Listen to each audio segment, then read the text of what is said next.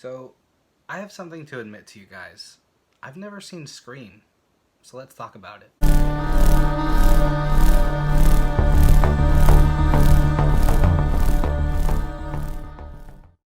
I will admit, I've never seen it in full. I have seen clips here and there, but I've never seen the whole film, nor any of the sequels. So I'm really excited to talk about this film because I've had a few people request me cover this film, and I was going to do this franchise with a good friend of mine, which shout out to him, my good friend Calvin from the Repster. I didn't grow up with this film or this series, so these are new eyes. It's the first time me and the missus have watched it. So yeah, I'm here to talk about it, so let's talk about it. So for plot, story, and direction, the film follows Sidney Prescott, a high school student in the fictional town of Woodsboro, California, who becomes the target of a mysterious killer in a Halloween costume known as Ghostface. I really like that this film has the perfect blend of black comedy and a whodunit aspect. It blends really well. And also love the references to other horror films. Like, this is a horror lover's wet dream, this film is, because you have a lot of characters that reference cliches and other horror films. You got mentions of Wes Craven, John Carpenter. You even got the Howling mixed up in there, and it's a really fun time. Another thing that I have noticed, the self-aware aspect to this film is a sight to see.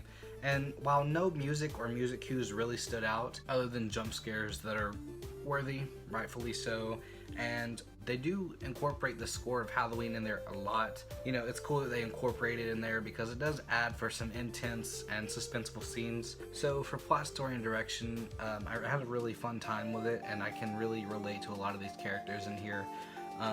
So I'm going to give it a 4.25 out of 5.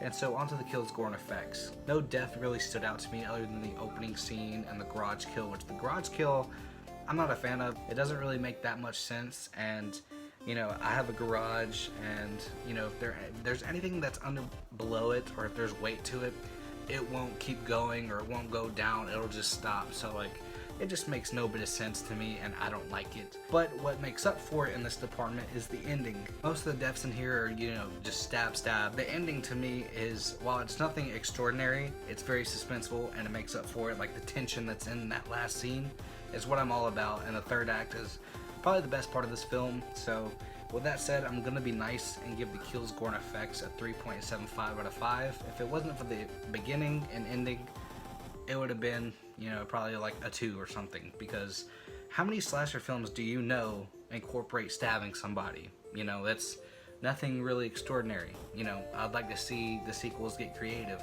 and hopefully they do, but I don't have high hopes. On to the acting. I feel as if the acting in here is a highlight because you have a lot of up-and-comers, or at least in that point in time they were up-and-comers, and so you got to see a lot of these actors and where they started. But you do have a lot of other familiar faces like Drew Barrymore, Courtney Cox, and the Fonz himself, Henry Winkler. And then I love the newcomers in here as well, like Neve Campbell, Jamie Kennedy, Matthew Lillard, Skeet Ulrich, and a lot of others. I think it's David Arquette, Patricia Arquette's brother. Yeah, he's in here. I love him as Dewey, but it's like an all-star cast all around, especially in a horror film, because a lot of horror films that I watch, there are not that many familiar faces, and so it doesn't have an all-star cast like this one does. There's quite a few characters that have me laughing in scenes that I probably shouldn't have been laughing, or, you know, there's just a lot of scenes that made me laugh out loud, and that's what I'm about. So I think that the acting is a highlight of this film. So with that being said, I'm going to give the acting a 4.5 out of 5. And so on to the ending and finale. Even though I was spoiled going into this film, like I knew what the ending was, it was nice and really suspenseful leading up to it, and I love the outcome of it. And that's all I'm gonna say on that, just in case you haven't seen it. So, spoilers, Stu and Billy try to stage Sydney's father for the murders that happened throughout this film, but they fail, and it's a very happy ending for our main characters. While it does hit on a lot of cliches in here, they do it for laughs, or they're pretty self-aware of it, and I can forgive it for that because it's a pretty self-aware film. Like, there's no fourth wall breaking or anything like that. So with the ending and finale, I'm going to give it a 4.5 out of 5. And so on to the main question.